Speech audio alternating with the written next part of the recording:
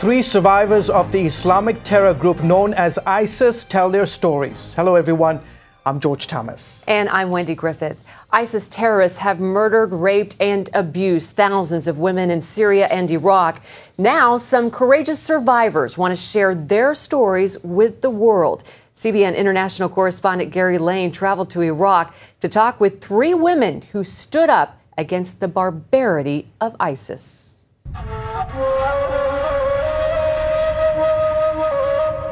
This is the story of three women who suffered personal loss because of the war against ISIS. Each one has struggled to overcome their painful experiences. One is a soldier, another a young Yazidi, and another a Syrian refugee. After a summer of terror, ISIS is now on the defensive.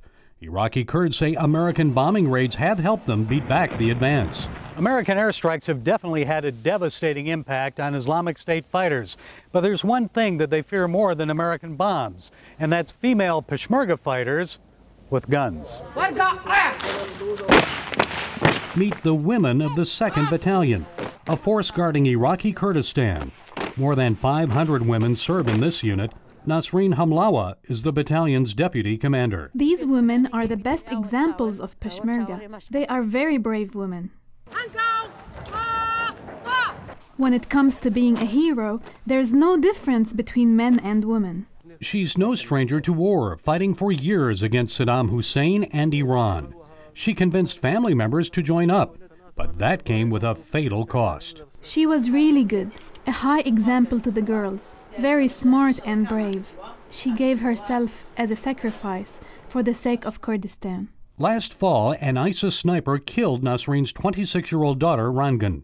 She left behind a husband and 2 children. The difficult part is my grandchildren. They miss their mom.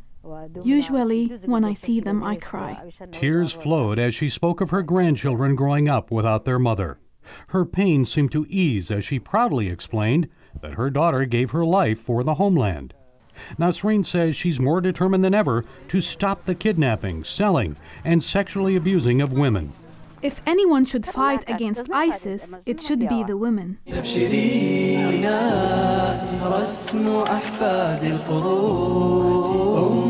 22-year-old Yazidi woman, we'll call her Shanar, was one of thousands kidnapped by ISIS militants.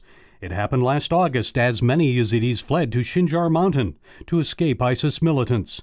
They captured Shanar and put her with about 100 other Yazidi girls, some as young as 10 years old. They were forcing the girls to convert to Islam and then marry ISIS members. They beat our legs, heads, and arms, demanding all of us to serve them or be used as sex slaves. Shanar says ISIS fighters came to the house and offered the girls money for sex. Many of them were sold for as little as $1. They were really determined to harm us. They abused us and took pleasure in it. Most of us wanted to die. Some of the girls have attempted suicide to escape the abuse. An alarming number have succeeded.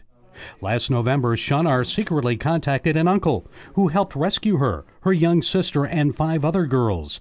Freedom, however, did not bring joy. I didn't rejoice because even when I was rescued and was over the border inside Turkey, I realized that 27 of my family members were missing. While she says life is difficult without them, Shanar says she's glad she at least helped some of the girls escape ISIS. I helped them a lot, and I am very happy that I could help return the girls and my sister who were with me. Hanifa escaped Syria after fighting between the Syrian government and the Islamic State destroyed her home. Once there, she landed a job with a Christian organization and started reading the Bible. I learned a lot about Jesus.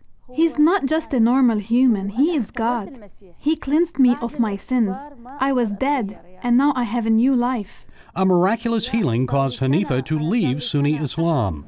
Doctors had scheduled surgery to remove a life-threatening tumor, so she prayed the operation would be unnecessary. She says her doctor was surprised moments before the surgery when he discovered the tumor had miraculously disappeared. The doctor kept saying, "It's impossible, it's impossible. Where's your tumor? What have you done?" I told him I just prayed to God. He said, "You are okay, that's impossible." But I didn't care what he thought because I knew God had healed me. As a Christian, Hanifa's life is in jeopardy because she's considered an apostate. It is dangerous for me, but Jesus is with me. He is God. He saved me, so He'll keep me safe. Today, she organizes clothing and other items to distribute to those in need.